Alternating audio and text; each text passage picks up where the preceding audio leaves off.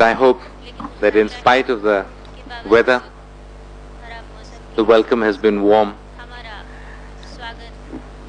and everything has been done for your comfort. You represent here a cross-section of world expertise and global concern on all subjects concerning the environment, on the effects of development and industrialization in different countries, in different ways and in different guises that have taken place. We have learnt from the past years that a disregard of the environment can be crippling to development, and reckless industrialization brings about irretrievable spoliation. For the first time, man, with modern technology at his command, has the power and the ability, if he is not careful, to completely destroy the environment around us and create a situation from which he will not be able to come out, no matter how technologically advanced he may be. We must turn technology to protecting the environment and not to abusing the environment. The WCED report shows that without environmental preservation, there can be no sustained development. And for accelerated economic development, we need environmental conservation. The two cannot be separated, they are part of one whole. We welcome Prime Minister Brundtland and her colleagues as fellow campaigners in a worldwide movement to link development concerns with environmental issues. I'd like to give a special welcome to all the ministers and others who have come from Asia. In India, our ancient tradition emphasizes that man's happiness and fulfillment is only possible if his life is in harmony with the environment. Modern civilizations, with high technology, with high rates of growth, ignoring the environment, have in fact waged a war on the environment. We must get back to that harmony, the harmony between human beings and nature. We must get back to a system that protects the environment, that has a love for nature. Only then will we be able to develop in a sustained and complete manner. In Asia, ours are ancient civilizations, thousands of years old, supporting vast populations. Over the years, we have used just about every square inch of our land for cultivation. We have, with our large populations, put a lot of pressure on even those lands which have had forest cover and have remained protected. There are no virgin lands for us to look at. And therefore, the pressure on our environment is even greater. The need for conservation is that much more.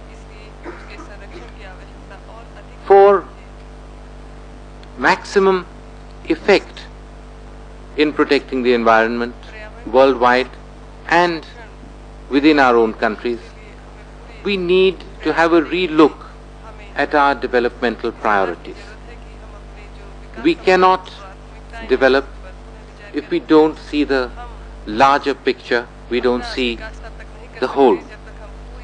We can only develop if we see humanity as one, without any barriers, without trying to outdo each other, without putting pressures on each other. This applies equally from the industrialized and the developing, as it does to within countries, especially within developing countries, where the pressures between the richer and the poorer are equally responsible for environmental and other degradations. We see on the one hand a conspicuous consumption by the rich, not just of consumable items, but also of items that put pressure on our environment, of raw materials, of energy. We equally see a very great degree of pollution being created by the richer sections of the society, whether in the world or in our own countries. Those that suffer are the poor. The more advanced the countries get, the more the demand by the rich, the more the pressure is on the poor, and the more the pressure is on the environment. We cannot build walls at the end of our gardens and separate human beings from each other. We must see each other as one family, and then our attitudes will be such that we will be able to actually tackle international and world problems such as the environment. In India, we have a growing awareness about our environment. A consciousness has developed. We have seen, I have seen in just the few years that I have been in Parliament, that there has been a complete change in the attitude of our members of Parliament.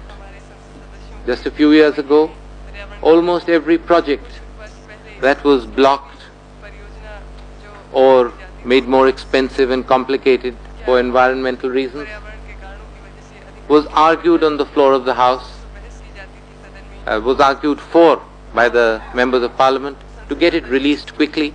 The question that was always put was, what is this new Department of Environment which is blocking all progress? But in these few short years, we have seen a total reversal of this attitude. Today, whenever a project comes to Parliament, the first question that is raised is, why has the environment cleared this project? They can now relate that to environmental degradation, and they can see that their problems could have been less if more thought had been paid at the right time to the directions in which development was taken. At the same time, we have to see that the environment and development go together. We cannot stop one for the other.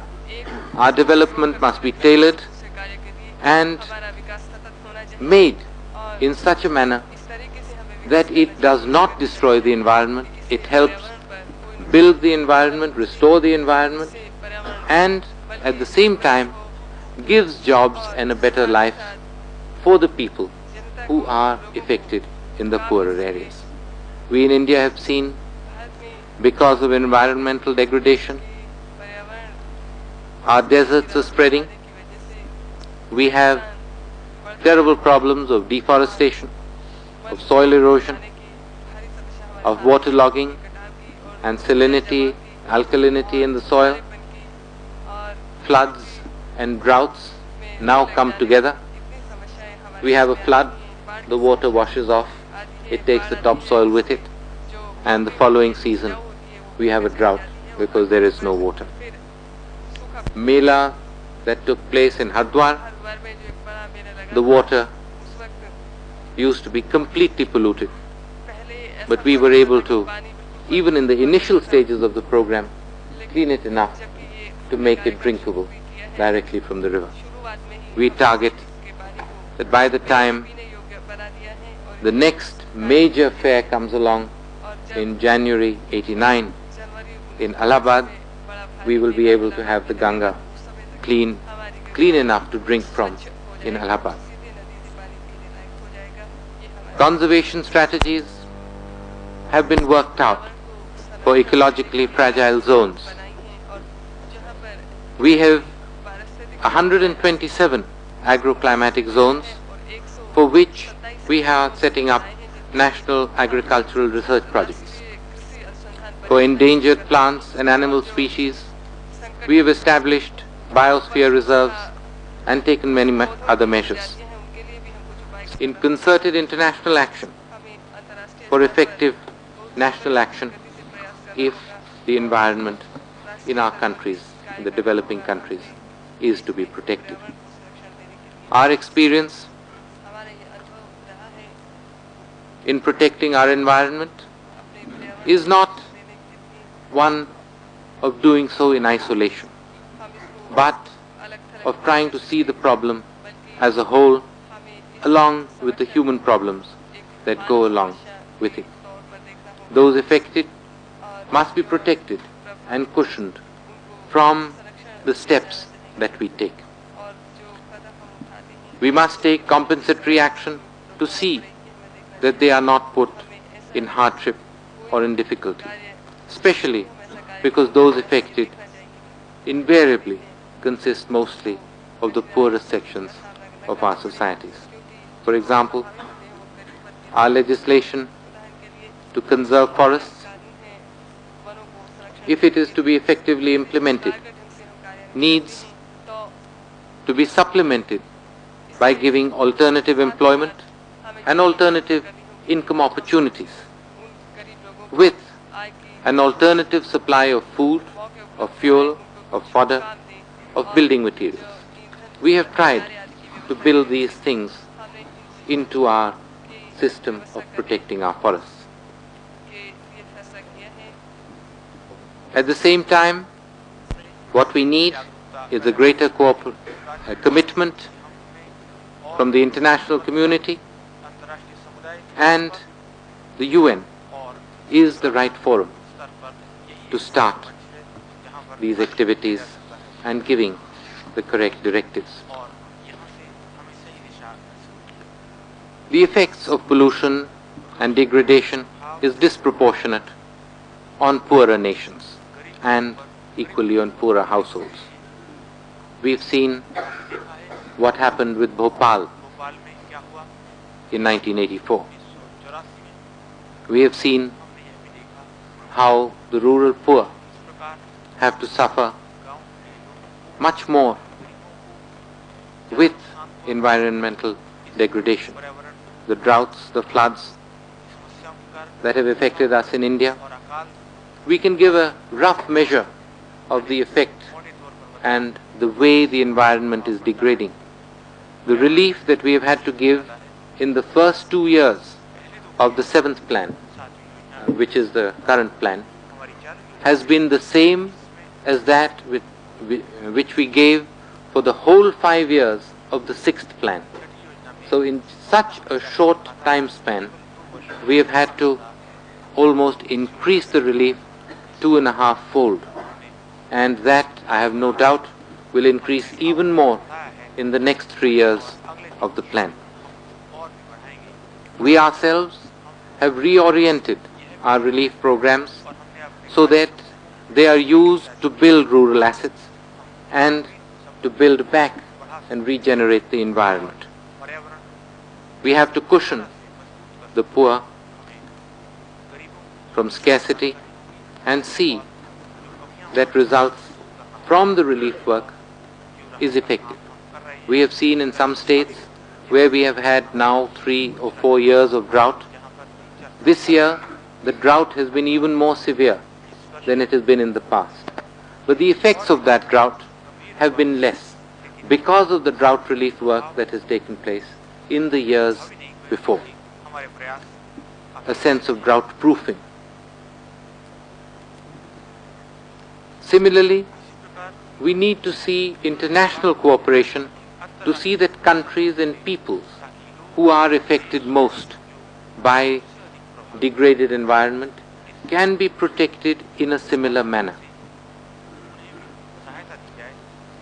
National programs must also look at the weaker sections and focus on those that bear the heaviest burdens and have the least resilience.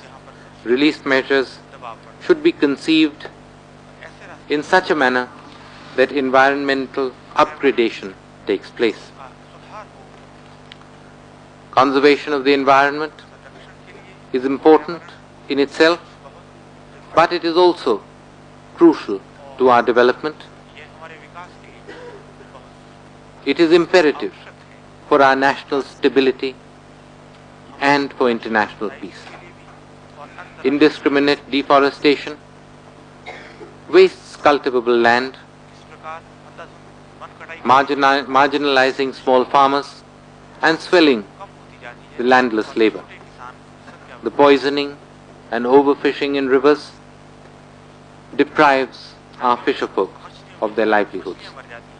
Poor command relate the WCED, especially under the leadership of Mrs. Brundtland, for their report, and I have no doubt that the debates that you have started all over the world, that you are starting here today, will help in building our common future. We will be following with interest what other governments are doing, and I have no doubt that your report will lead to an international program to safeguard the environment through faster development, which will be in the interests of all, the industrialized, the developing, the rich, the poor. And I have no doubt it is one of the key factors in building a stable peace in the world. I thank you for your report, and I thank you on behalf of India for giving us this opportunity to host you and to take advantage in heightening the awareness on the environment in India. Thank you.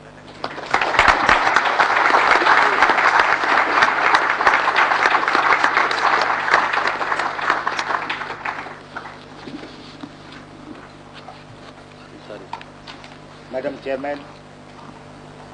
Mr. Gorbachev made the latest offer a moratorium on chemical weapons, although the League of Nations resolution 1925 suggests only non-use, not non-production, not non-stockpile. Would you like to tell us how you look upon it, Madam Prime Minister? Slightly different environment. Yes.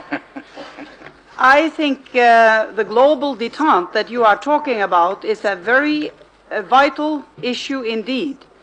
My own background has been as member of the so-called Palme Commission of Security and Disarmament Issues, another independent commission that I was lucky to be a member of and have the experience of analyzing and discussing with people from all over the world the burning issues of security and disarmament.